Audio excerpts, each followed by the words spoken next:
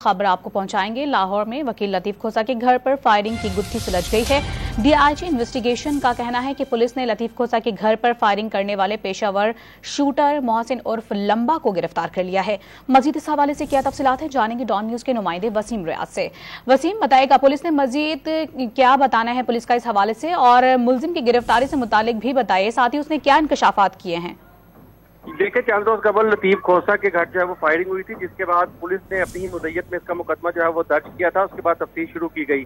अब DIG investigation Kamran Adil ने जो है इस पर प्रेस कॉन्फ्रेंस करते हुए बताया कि उन्होंने एक मुलजिम को गिरफ्तार कर लिया है, जिसकी शनाख्त मोहसिन उर्फ लंबा के नाम से हुई है, जो शूटर है और पैसे लेकर जो है वो लोगों को कत्ल करता है। इससे मजीद तफ्तीश जो है वो की जा रही है। मुलजिम ने दौरान तफ्तीश ये भी इंकशाफ किया कि मुलजिम ने जुबैर खान नियाजी, जो एक सियासी जमात का रहनुमा है, उसके कहने पर लतीफ खोसा के घर जो है वो फायरिंग की थी और इसके एवज उसने 10 लाख रुपए जो है वो इसके साथ तय किए थे। मोहसिन उर्फ लंबा जो मुलजिम शूटर गिरफ्तार किया गया है, उसने दौरान तफ्तीश ये भी बताया कि जुबैर खान नियाजी ने उसको 1 लाख रुपया जो है वो रकम अदा की, बाकी के 9 लाख रुपए अभी अदा करने हैं जो अभी तक उसने अदा नहीं किए।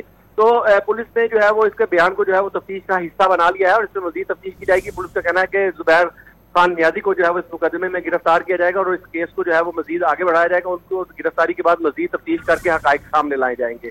लाहौर में वकील लतीफ खोसा के घर पर फायरिंग की गुत्थी सुलझ गई है और पुलिस ने घर पर फायरिंग करने वाले पेशावर शूटर मोहसिन को भी गिरफ्तार कर लिया, जिसकी जानिब से इंकशाफात भी किए गए हैं। मजीद तहकीकाती अमल भी जारी है। तफसीलात बता रहे थे वसीम रियाज। बहुत शुक्रिया आपका।